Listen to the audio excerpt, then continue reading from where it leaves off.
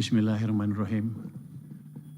Yang kami hormati Wakil Ketua DPR RI, Bapak Profesor Sufmi Dasko Ahmad, Wakil Ketua DPR RI, Bapak Saan Mustafa, Wakil Ketua DPR RI, Bapak Cucun Ahmad Samsurijal,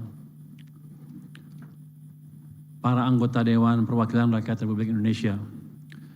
Yang kami hormati Menteri-Menteri dan Kementerian Perwakilan Pemerintah dalam pembahasan rancangan Undang-Undang Perubahan Undang-Undang Nomor 4 Tahun 2023 tentang pengembangan dan penguatan sektor keuangan.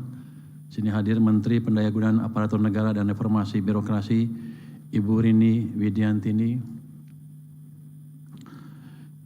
Wakil Menteri Sekretariat Negara, Bapak Juri Adiantoro. Yang mewakili Kementerian Hukum, Assalamualaikum warahmatullahi wabarakatuh. Salam sejahtera bagi kita semua. Om Swastiastu, Namo Buddhaya, salam kebajikan.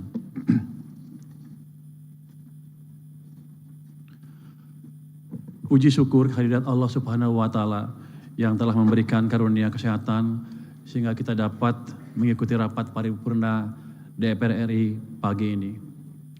Semoga Tuhan Yang Maha Kuasa meridhoi agenda kita untuk melaksanakan pembicaraan tingkat 2 atau pengambilan keputusan tentang rancangan undang-undang tentang perubahan Undang-Undang Nomor 4 Tahun 2023 tentang pengembangan dan penguatan sektor keuangan. Atas nama pemerintah, perkenankanlah kami menyampaikan ucapan terima kasih dan apresiasi yang sebesar-besarnya kepada seluruh anggota DPR RI. Khususnya Ketua, Wakil Ketua, dan anggota Komisi 11 yang telah menginisiasi RUU ini serta bekerja bersama pemerintah secara sinergis dalam proses pembahasannya. Yang kami hormati Ketua, para Wakil Ketua, dan para anggota DPR RI, dinamika perekonomian dan politik global masih penuh ketidakpastian. Konflik geopolitik berpotensi mengganggu rantai pasok dan menyebabkan lonjakan harga energi.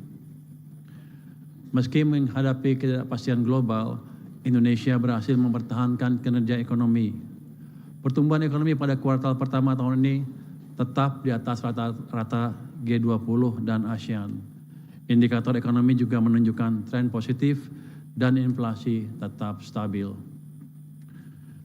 Pemerintah berkomitmen untuk mencapai pertumbuhan ekonomi yang lebih tinggi dan berkelanjutan.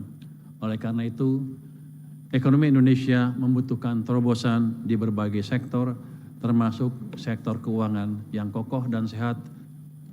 Sektor keuangan ibarat jaringan saraf mesin pertumbuhan yang mampu mengalirkan pembiayaan ke sektor produktif. Di saat yang sama, mengelola sektor keuangan berbasis prinsip kehati-hatian, stabilitas sistem keuangan, dan pendalaman pasar, serta penguatan inklusi keuangan menjadi krusial. Untuk itu, reformasi sektor keuangan yang telah dirintis oleh Undang-Undang P2SK perlu diakselerasi untuk mewujudkan cita-cita pembangunan Indonesia. Yang kami hormati Ketua, para Wakil Ketua, dan para anggota DPR RI. Penyusunan RUU Perubahan Undang-Undang P2SK merupakan langkah strategis dalam memperkuat dan menciptakan keselarasan kerangka regulasi sektor keuangan serta memperkuat sinergi dan koordinasi antar lembaga dalam menjaga stabilitas sistem keuangan nasional. Selain itu, RUU ini merupakan tindak lanjut putusan Mahkamah Konstitusi dan sesuai dengan kebutuhan hukum masyarakat.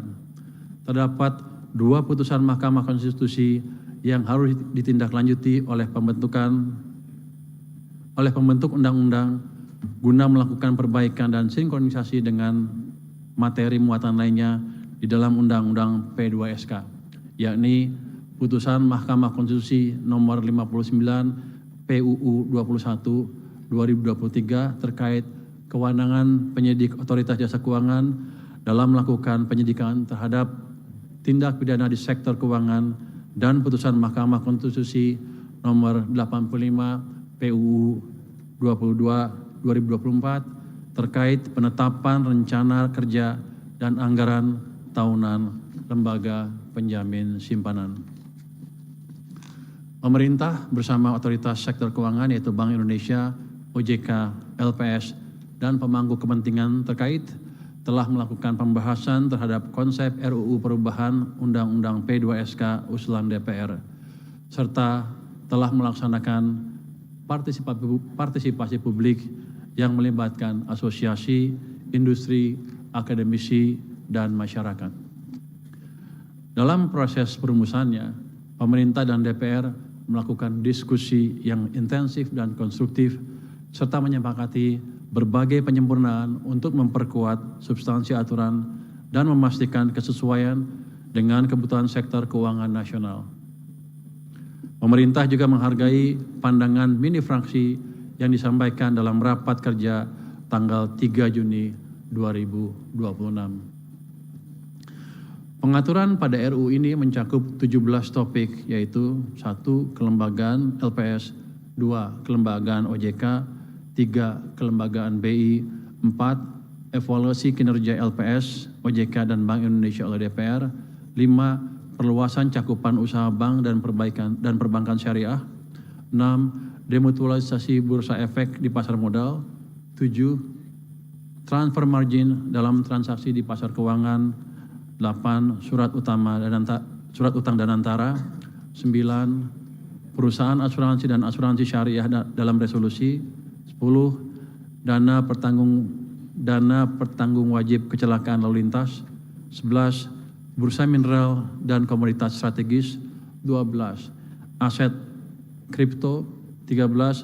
Satuan Tugas Pencegahan Penanganan Pinjaman Daring dan Perjudian Daring, 14. Pusat Finansial Internasional Indonesia, 15. Penanganan piutang macet kepada UMKM, 16.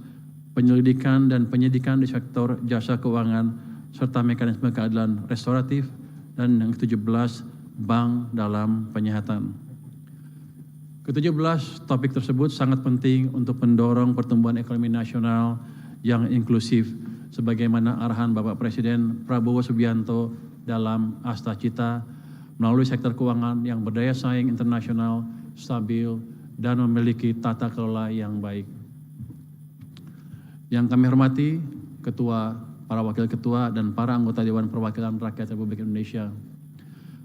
Sebelum menutup pendapat akhir pemerintah, izinkan kami untuk menyampaikan harapan agar rancangan undang-undang tentang perubahan undang-undang pengembangan dan penguatan sektor keuangan ini dapat disetujui pada pembicaraan tingkat 2 dalam rapat paripurna hari ini. Ini sudah disetujui ya Pak ya? Terima kasih Pak, terima kasih para anggota. Sekali lagi, pemerintah mengucapkan terima kasih atas dukungan dari segenap pimpinan DPR RI serta pimpinan dan anggota Komisi 11, seluruh fraksi DPR RI, panja RUU, asosiasi, akademisi, dan seluruh elemen masyarakat yang telah berkontribusi dalam proses penyusunan dan pembahasan RUU perubahan Undang-Undang P2SK ini. Semoga Allah Subhanahu wa Ta'ala senantiasa melindungi, memberkahi, serta memberikan rahmat dan hidayahnya kepada kita semua, sehingga kita dapat melaksanakan tugas dan amanah dari seluruh rakyat Indonesia dengan sebaik-baiknya dalam membangun negara kesatuan Republik Indonesia yang kita cintai. Amin. Wassalamualaikum warahmatullahi wabarakatuh.